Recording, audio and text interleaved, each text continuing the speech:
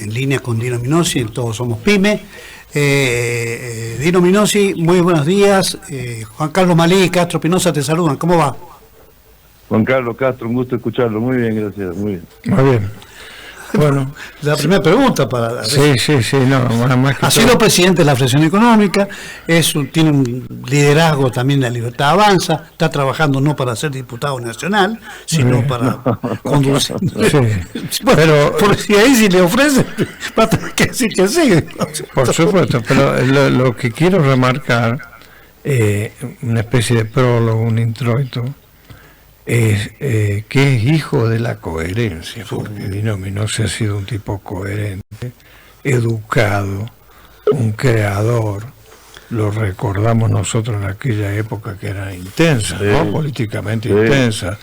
Y creo que ha sido así en sus negocios, en la familia.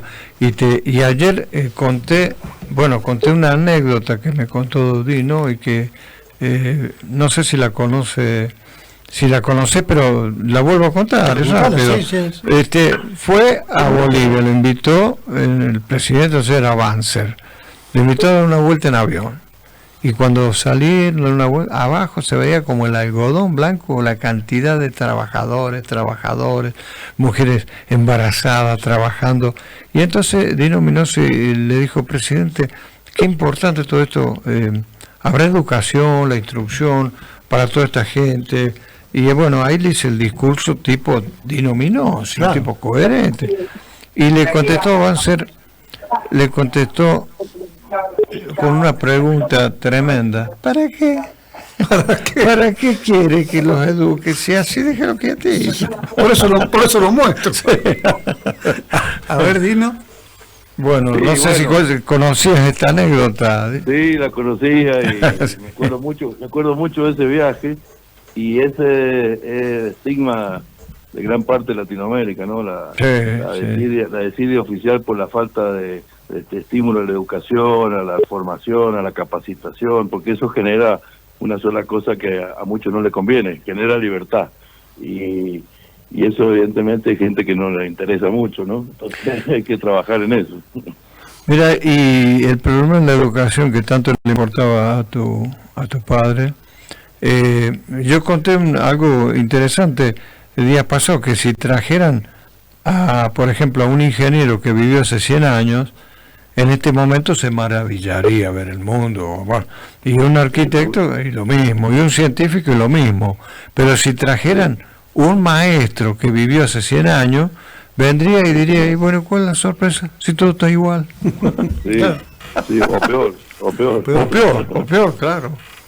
Sí, no, mirá, te digo más, no vamos a decir la edad que tenemos, pero cuando yo empecé a estudiar usábamos reglas de cálculo, imagínate, con lo que son hoy los cálculos en las computadoras, los sistemas, lo que facilitó la tecnología, la ciencia y lo que se puede hacer y lo que podemos avanzar y lo que sería este país si tuviéramos otras condiciones de capacitación. Yo estoy trabajando muy fuertemente en la Confederación Argentina de la Mediana Empresa en capacitaciones no formales, que a mí me parece que van a terminar o ya están siendo más tan importantes como la capacitación o la instrucción formal, ¿no? Y en eso hay que trabajar muchísimo, porque eso genera otra clase de ser humano, con más dignidad, con otro sentido de la vida, ¿no? Ahora te pregunto, ¿qué comparación, cómo observas la mente de estas nuevas generaciones, donde con Carlos ayer analizamos que los chicos no saben leer, no saben ni hablar de interpretación de textos, y están metidos en la inteligencia artificial, bueno, en todo, en esta aceleración histórica, pero lamentablemente están perdiendo la voluntad. Hay chicos que no saben ni la tabla de multiplicar. ¿Cómo lo ves a eso? Yo lo veo con mucha preocupación, y el otro día estábamos en una charla con gente que es esto, y me dice, mire, la juventud se muestra con 120 caracteres, no tiene lenguaje, es una cosa muy preocupante, pero también es cierto que son generaciones que vamos a tener que aprender a convivir con ellos y tratar de canalizarlo de alguna forma, porque no va a ser fácil, y lo tenemos, o sea, es lo que está con nosotros, así que hay que focalizarse en qué tenemos y cómo funciona para poder capitalizar eso de alguna forma. Esa es la conclusión que habíamos llegado los otros días con unos especialistas, ¿no? ¿Estás en Salta o en Tucumán? No, ahora todavía estoy en Salta, mañana viajo a Tucumán, ahora todavía estoy en Salta. Y te preguntaba por eso, anoche que cuando hacíamos la comunicación temprano, sí, nos contaba eso Dino, pero básicamente viste qué distinto que es Salta, cómo se vende Salta turísticamente. López Murphy me decía un par de años atrás, dice, los sanjuaninos todavía no saben las cosas importantes que tiene San Juan turísticamente. Sí, comparto. Salta es una hermosa ciudad, pero tampoco tiene la cataratas del Iguazú. Es una ciudad y una sociedad que sabe vender su turismo, ha hecho de sus productos una cuestión que sea atractiva. Mira, yo no solamente diría Salta, desde La Rioja para arriba, vos vas en La Rioja a la otra parte de atrás de Chihualasto, y hay una explotación turística mucho más importante que la que hemos tenido nosotros. Después pasás a Tucumán, pasás por Tafí del Valle y ves un desarrollo turístico regional de comida, de costumbre, de vestimenta, el poncho, las botas, la artesanía, los cuchillos, que nosotros tenemos que aprender a explotar, porque San Juan tiene cosas hermosas para explotar y artesanos muy capacitados para hacerlo, y creo que ahí tenemos que poner el foco en una acción público-privada un poco más intensa, ¿no? Comentarle a Dino acerca de cosas que tiene San Juan y que estamos con Ayala tratando y que me parece que es bueno compartirlo. Sí, lo vamos a tener el próximo sábado, Andrés Ayala, hijo del precursor prácticamente de la semilla sanjuanina, que es germinal. Vos esto seguramente lo conocés. San Juan ha sido una fuente privilegiada de la producción de semillas de la mejor, se decían que era la mejor semilla del mundo, ¿no? Pero no es la laraca típica del argentino, que somos los mejores, tenemos la vida resuelta, no, al contrario. Es así por las condiciones climáticas de la tierra, está pegada a la cordillera, el sol, y ahí hace mucho frío y tiene nitrógeno. Bueno, sale la mejor semilla, pero eso lamentablemente entró en decadencia, vinieron gobiernos mediocres que subestimaron, decían, lo que quiero yo es el oro. Claro. Y a partir de ahí, ¿qué opinás? Es importante hacer una concientización de que eso, aunque hay que estar 24 horas todo el año, pero que es fundamental para el crecimiento, que lo tiene solamente San Juan, es un privilegio. Te voy a dar un dato que no mucha gente sabe, seguramente ustedes sí. En una época, la alfalfa de San Juan la compraba la rural para la exposición por la cantidad de nitrógeno y de bondades que tenía la alfalfa sanjuanina. Los tambos lecheros de zonas como Santiago del Estero venían a comprar alfalfa sanjuanina porque las vacas daban más leche. Y dicho esto, integrando esto al turismo y a todo lo que hace falta, porque son zonas precordilleranas, la actividad la va a terminar desarrollando el privado. Lo que tenemos que hacer entre lo público y privado es conseguir conectividad. A todo el mundo le gusta estar en la montaña, pero si vos no podés mandar la foto de esa montaña, no volvés a esa montaña. Volvés a la montaña donde está el wifi.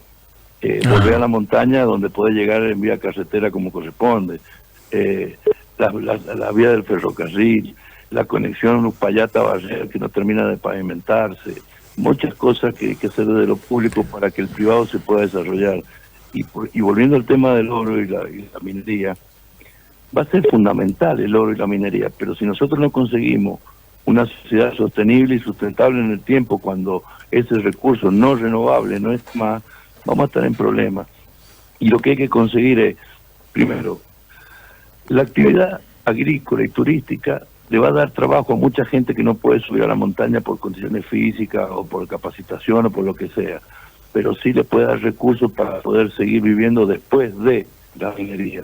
Yo acá estoy en Salta con una empresa de origen coreano que quiere ir a trabajar a San Juan, pero nosotros tenemos que conseguir que los recursos estén quedando en la provincia, como pasó en Mendoza. Mendoza habla del vino, y Mendoza es petróleo, más allá de que tiene el camino a Chile y 5 ríos, a San Juan, la minería le tiene que dar la posibilidad de dejar una provincia sostenible y sustentable. Nosotros hace 25 años tenemos un presupuesto que es 70% recursos nacionales, 30% propios, y no lo estamos cambiando, lo que quiere decir que la matriz productiva de San Juan no está creciendo.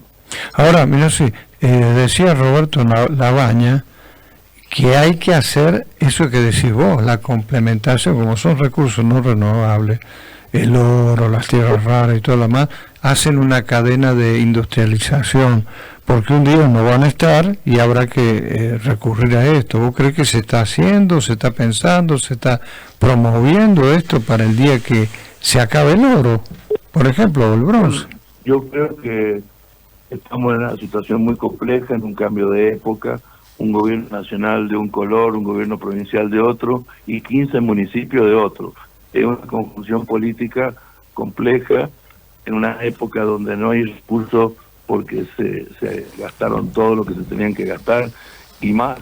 Y un país endeudado, sin recursos, es un país complicado de sacar adelante. Pero el año pasado se cumplieron 150 años de la presidencia de Sarmiento.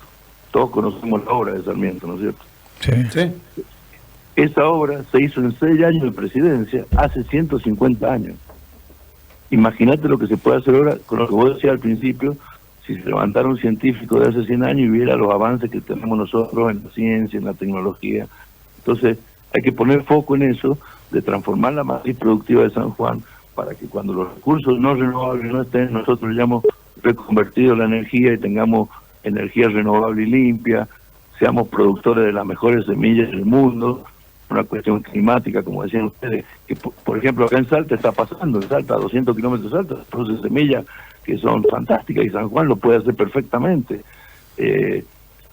Puede trabajar en el pistacho. El pistacho de San Juan hoy es el proveedor del 90% del pistacho que se produce en Argentina. La historia que tuvo San Juan o que tiene San Juan con el tomate es muy importante.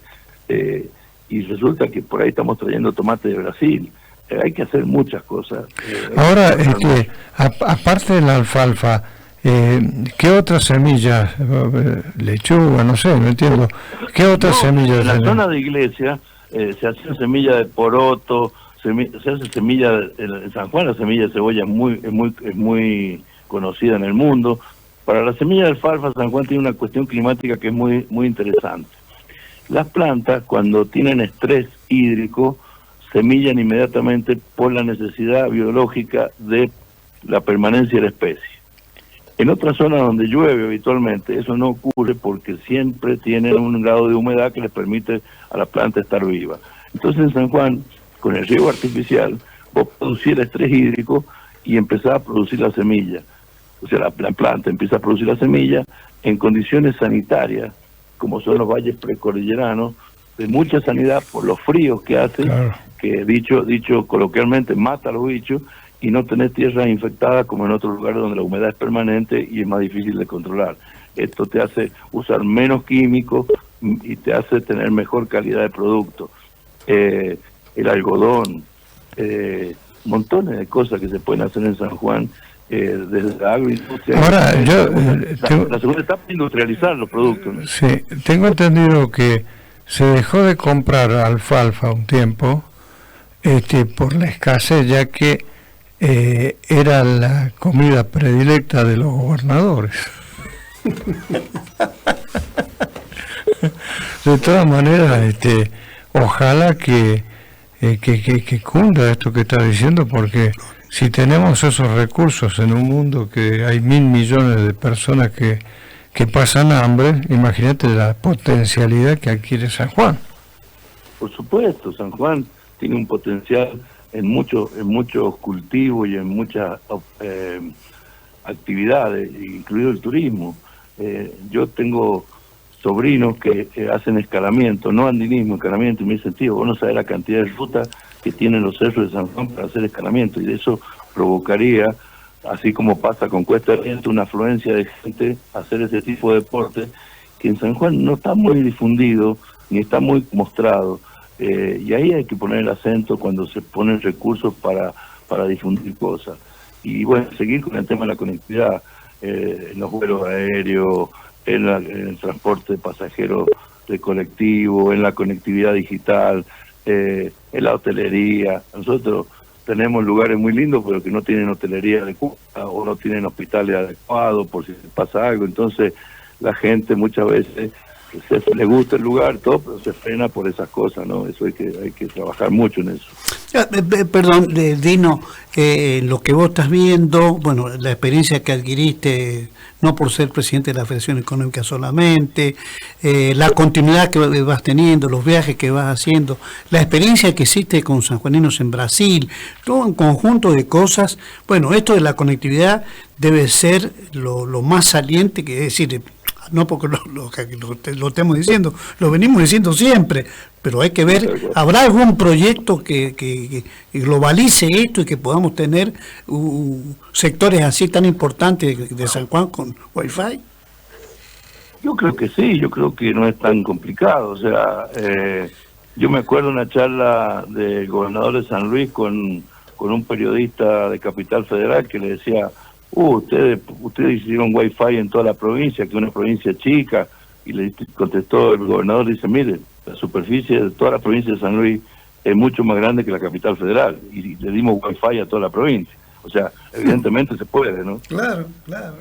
Ahora, te quiero preguntar, porque hay una objeción con respecto a las cabañas, que ha crecido tanto ese espíritu que se consolida fundamentalmente en la gente que directamente va en una cabaña y ahí tiene todo. Sí, eso está muy bien y todo, pero se quejan de lo caras que son las cabañas en San Juan. Inclusive un corredor de TC2000 desde Mendoza criticaba y decía: no puede ser, ahí en San Juan las cabañas son más caras, por ejemplo, que las cabañas de Mónaco. Eso, ¿cómo se puede regular? ¿Qué es desesperación porque todo tiene que ser ahora? ¿Cómo lo puede manejar la actividad privada? Yo creo que eso es una cuestión de oferta y demanda. Cuando hay más oferta que demanda, los precios van a tender a la baja. Lo que pasa es que la Argentina todavía está en una transición y es un país caro con respecto incluso al mundo, como decía vos recién, con Mónaco, con lo que quiera comprar. Pero eso va a tender a normalizarse en muy poco tiempo, pero también cuando haya más oferta del mismo producto. Y lo otro que le pasa a San Juan, que a veces tiene mucha demanda en muy poco tiempo, y después mucho tiempo con instalaciones sin uso. Entonces hay que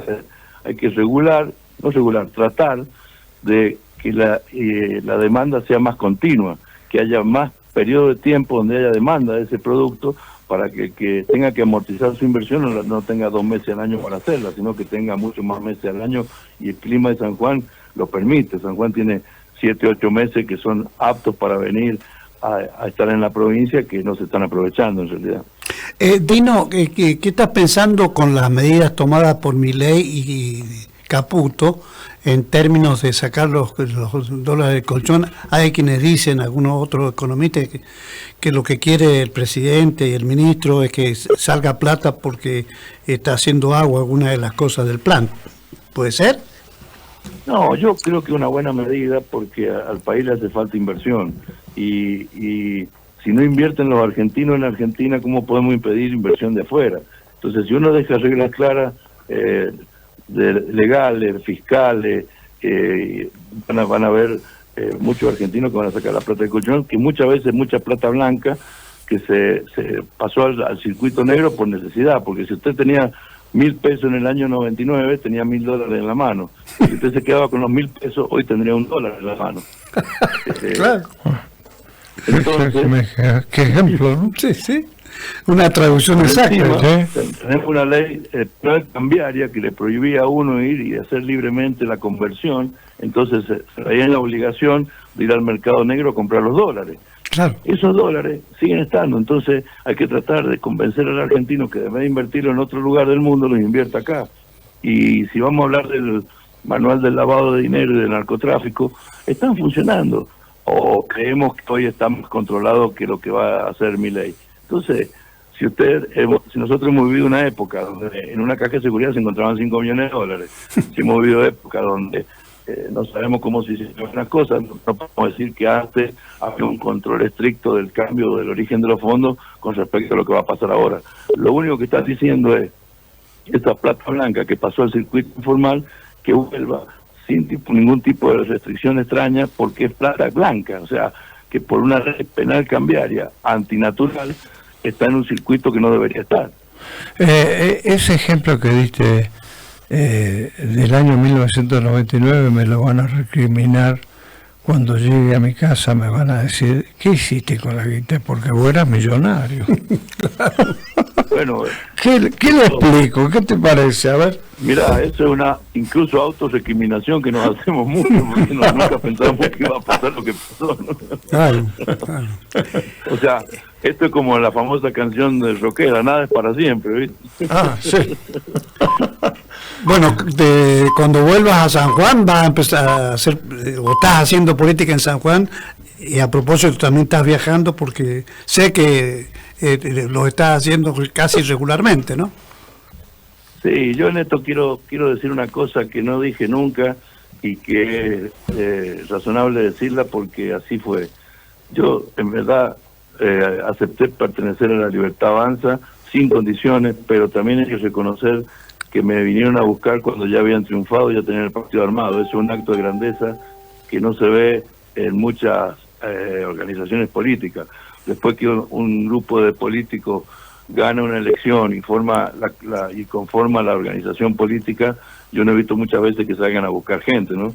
Más bien quieren quedarse con el triunfo y aprovecharlo para ellos. Eso fue un acto de grandeza de gente que ha trabajado mucho tiempo, poniendo recursos, poniendo tiempo, y que hay que respetar. Esa es mi posición. Por eso a veces digo que a mí no me quita el sueño de ser candidato, porque reconozco que hay mucha gente que ha trabajado y que el gran desafío en realidad para mí es bajar la idea a la provincia, a los municipios, porque está muy bien el déficit cero, el superávit fiscal, pero yo creo que hay que tener una ley bases para las provincias, un RIGI para las provincias, para que tengan beneficio aquellas inversiones que no solamente son las grandes inversiones mineras o de petróleo o de gas en Argentina, ¿no?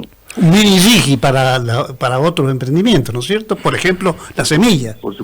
Por supuesto, estimular otros inversores menores que van a poder tener la posibilidad de hacer una sociedad sostenible y sustentable en el tiempo, en el aspecto económico, ¿no?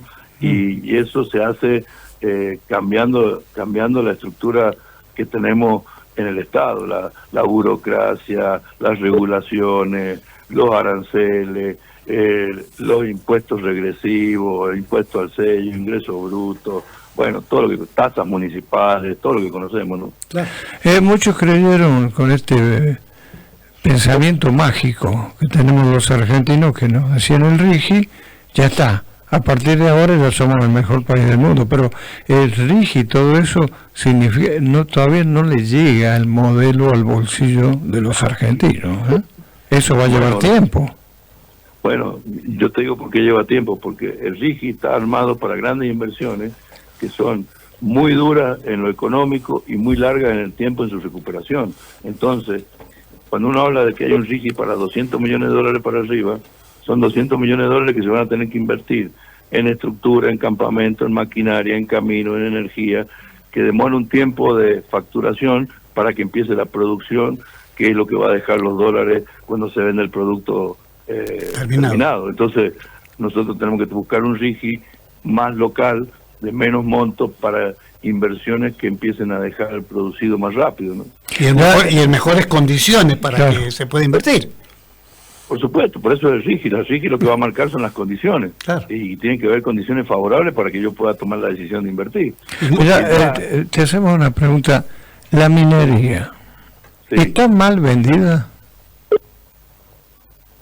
Y yo creo que, mira, el otro día estuvimos con un especialista y nos dijo lo siguiente: ustedes van a escuchar a los gobiernos hablar de minería, de petróleo, de litio, de gas, de tierras raras.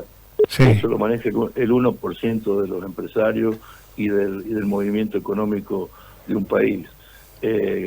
Y si hacemos el análisis de inversión versus mano de obra, ahí nos vamos a dar cuenta. Entonces vamos a ver inversiones en tecnología, en minería, en petróleo, que te dicen $1.000 millones, para dar un número real. Van a generar 100 empleos. Y una pizzería que invierte $500.000 genera 20. Entonces, lo importante de esos desarrollos, solamente la mano de obra que va a tomar, sino los recursos que tienen que quedar en el país para que nosotros nos desarrollemos en otras actividades. ¿Se entiende? Además no se puede cambiar ya la regla del juego. No, seguro, y claro. Está bien vendida o mal vendida, es porque, por lo mismo que vos dijiste al principio, cuando la gente no toca las cosas, no las ve, no siente los beneficios, es muy difícil sostener en el tiempo que eso es muy bueno. Claro. ¿Y sos, Dino, vos un hombre de consulta por la experiencia que vos tienes como manejar una entidad como la Federación Económica y demás, y tu experiencia también en tu propia familia? Tu papá también fue creador de muchísimas cuestiones que tienen que ver no solamente con la bancaria, sino cómo instalar un banco de provincia en el mundo. Sí, por supuesto. Nosotros tenemos la experiencia que nos dejó nuestro padre de ser el primer banco que instaló el sistema de IBM en un banco, por ejemplo, sí. Antes que muchos bancos privados. Nosotros somos una familia de 5 hermanos que todos se han desarrollado en distintas actividades, producto del ejemplo. ¿No? Cuando hablo de ejemplo no digo de un ejemplo por bondadoso, sino es como el futbolista, hijo del futbolista, ¿me entendés? Claro. Nosotros todos somos dirigentes de algo, los 5 hermanos, y tenemos escribanos, médicos, licenciados en neurología, y todos somos dirigentes de algo, porque eso, bueno, es lo que se mamó en la casa. Cuando hablo de ejemplo, se mamó eso, y bueno, eso sirve para transformar sociedades, para ocupar un tiempo de uno que lo podría ocupar en el esparcimiento, en la familia o en lo que uno quisiera, para volcarlo a la sociedad, a tratar de mejorar muchas cosas, ¿no? ¿Estaría contento tu papá en cuanto a la visión promisoria de lo que se tiene en este momento, cómo está transformándose en alguna medida la sociedad? Sí, mi viejo estaría muy contento. Me da mucha pena que no lo pueda ver, porque yo, de los 5 hermanos, de este tema en particular, yo charlé mucho con él y lo acompañé mucho, y además yo pensaba que yo no lo iba a ver, lo que está pasando hoy en el país. Así que creo que si las cosas se hacen bien, este país va a cambiar, y mucho, ¿no? Bueno, pero él sembró, hablando de semillas, para que esto fuera real. Sembró, y en épocas muy complejas. Yo me acuerdo, sí. Mi padre hablaba de privatizar YPF y recibió varios atentados en otras épocas. Sí. Así que hubo gente como mi viejo que tuvo el coraje de hablar de esas cosas cuando no era tan fácil, ¿no? Me pasó como a mí, que hablé de la privatización del Banco San Juan y me quemaron 2 autos y parte de mi casa, ¿eh? Claro, no vas a creer que... No, si yo dije que no estaba solo, dije que había mucha gente que ayudó a esto, así que sí. No estoy diciendo que sea un héroe solitario. Hubo mucha gente que quiso provocar el cambio en este país, bueno, y eso está sembrado, y hoy, producto de las circunstancias y de la comunicación y de cómo está el mundo, las cosas están cambiando, porque he demostrado que hay cosas que ya no son ideológicas. No tener inflación en un país ya no es ni de derecha ni de izquierda, es una cuestión lógica. Claro.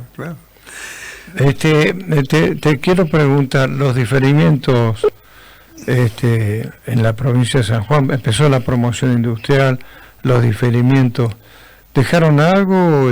Hay que hacer un balance. Alguna autocrítica también, ¿no? Autocrítica. Esto en relación a este golpe que ha sufrido Tierra del Fuego con los celulares, que no tienen nada que ver aquello con la promoción industrial. Venían celulares, los armaban y los vendían. ¿Cuál es tu opinión? Yo he vivido mucho la época de la promoción agrícola, y yo divido la promoción industrial y la agrícola, la divido y mucho, porque la promoción industrial fue una promoción a un industrial que viniera a hacer a San Juan algo que ya sabía hacer. Entonces eso puede provocar la distorsión, como decían bien los camiones con los pantalones, aquí le ponen el cierre y salen los camiones como si se hubieran hecho en San Juan. La promoción agrícola fue diferente porque el inversor venía a hacer algo que no sabía hacer, como puede ser uva, olivo, álamo, pistacho, nueces. Entonces, sí. ¿Qué pasó con eso? Ahí hubo una distorsión que es que el que prestaba la plata no es que la asignaba, la plata era del Fisco Nacional y la asignación era provincial. Y ahí se produjeron algunas distorsiones, pero a San Juan, desde mi punto de vista, aunque haya sido caro para San Juan o para el Fisco Nacional, le permitió tener un granizo de profesionales con el tema del riego por goteo que no lo hubiera tenido, de la tecnología, de la calidad de las plantas, la cantidad de animales que entraron. Aquí entraron cabras de Australia, porcinos de unas razas especiales que hoy han mejorado mucho la calidad. Sigo insistiendo que a lo mejor fue caro, pero creo que sí le quedó mucho a San Juan de tecnología y de cosas que la podríamos haber aprovechado mejor, pero que hoy están. La aceituna de San Juan no estaba desarrollada como está hoy. El aceite de oliva de San Juan es un aceite de excelente calidad. Hay fábricas de aceituna que no hubieran estado.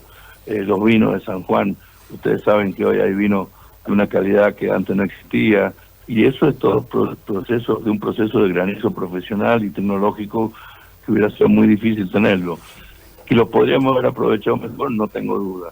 Creo que si se aprovechaba como se tenía que haber aprovechado, le hubiera enviado el PBI a la provincia. Pero bueno, estoy transmitiendo lo que fue el vaso medio lleno de todo eso, ¿no? Te quiero preguntar el tema político. ¿Cuál es tu visión sobre los partidos políticos, la actividad política en San Juan, donde nosotros con Carlos lo vemos un poco alicaído? Sí, yo no sé si la palabra es alicaído, pero sí sin expresiones públicas. Están muchos haciendo la plancha porque están cambiando algunas matrices, adaptándose al cambio de época. Hay cosas en política que ya no se pueden decir porque no están bien vistas, porque realmente no estaban bien, y eso creo que los está dejando un poco fuera del juego hasta que tengan un discurso razonable y se empiecen a plegar al cambio de época, ¿no? Tuvieron que cambiar el chip. Y sí. Sí. Bueno, tenemos un montón de preguntas, pero vamos a esperar que vuelvas a San Juan y te vamos a invitar acá al piso de la radio con Juan Carlos para que, bueno, hay siempre mucho material. Estás trabajando mucho y eso me gusta a mí que estés trabajando mucho. Y me gustó mucho la experiencia que contaste de Brasil y eso fue también central para llevar cosas, ¿no? De todas maneras nos dejó un poquito amargados al saber que hemos sido millonarios. Ah, sí. Pero bueno, volveremos. Lo de Brasil fue una experiencia interesante. A mí me muy interesante, y para transmitir muchas cosas que queremos transmitir para cambiar. Yo siempre digo que hay que tratar de cambiar los sentimientos. El de envidia por admiración y el de copiar por reemplazar. Yo creo que no se pueden copiar modelos, pero sí se pueden usar los principios de algunos modelos productivos para adaptarlo al lugar donde uno vive, ¿no? Y el cambiar el sentimiento de la envidia por la admiración es algo mucho más noble, y admirar las cosas que se hacen bien y no envidiar los frutos de lo que se hace bien y creer que es todo mágico, ¿no? Así que eso es lo que hay que tratar de cambiar en la sociedad. Vos podés escuchar a la gente que dice, no, le quiero dejar un mejor país a mis hijos. En la medida que uno va envejeciendo, está pensando en los hijos, en los nietos, en las generaciones que vienen. Creo que en este sentido acertó otra vez tu viejo por todo lo que hizo. En definitiva, la contribución de él es dejarle y le dejó un mejor, al menos ahora en perspectiva, país a sus hijos, ¿no? Sí, tal cual. Esas cosas hay que valorarlas de las generaciones que nos precedieron, porque hay mucho esfuerzo y mucha gente que se esforzó mucho, y bueno, tuvimos que vivir un bache, desgraciadamente, que nos frenó en el crecimiento, pero bueno, si todo sale bien ahora, creo que aceleración de los procesos, por lo mismo que ustedes decían al principio, por la tecnología y por lo que hay en el mundo, se van a poder aprovechar más rápido. Tu padre, Dino Vinosi, ¿por qué la florería? Contame.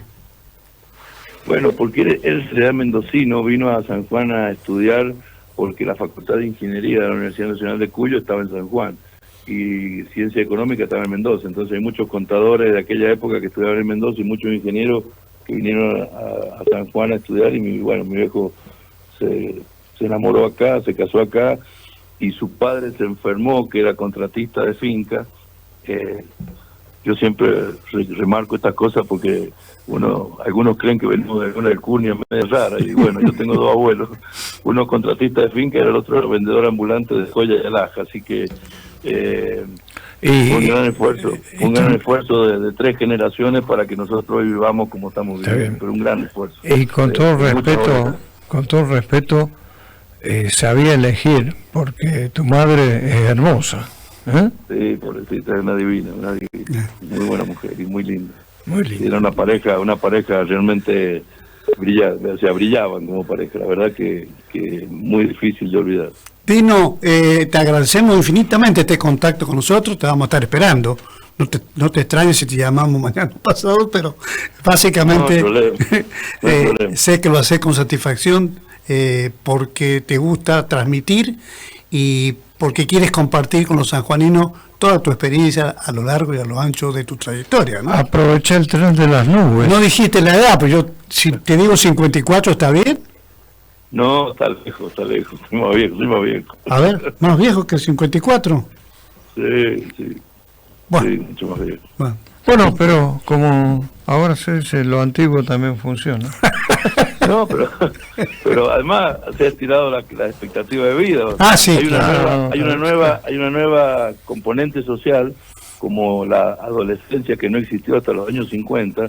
En los años 50 los niños salían de niños a trabajar o a hacer algo, y la adolescencia vino después de la Segunda Guerra Mundial y se generó un grupo social que antes no existía, ni los viajes de estudio, ni ese tipo de expresiones.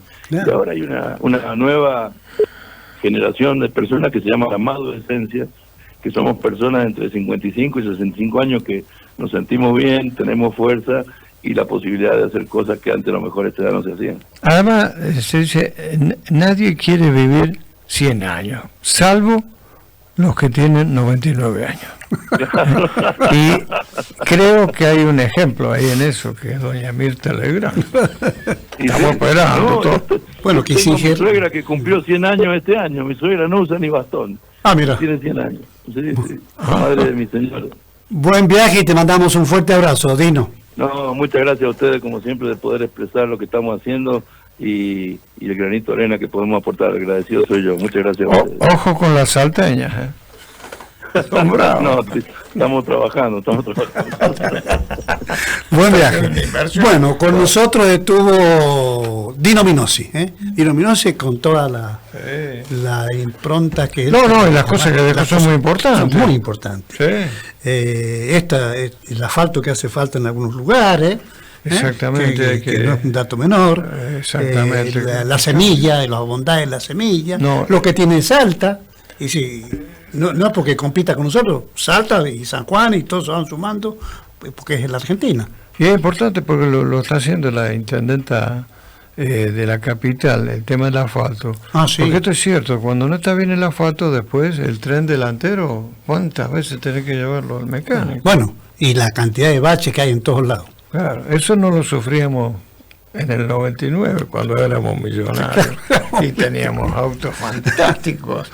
Bueno, vamos a hacer una pausa.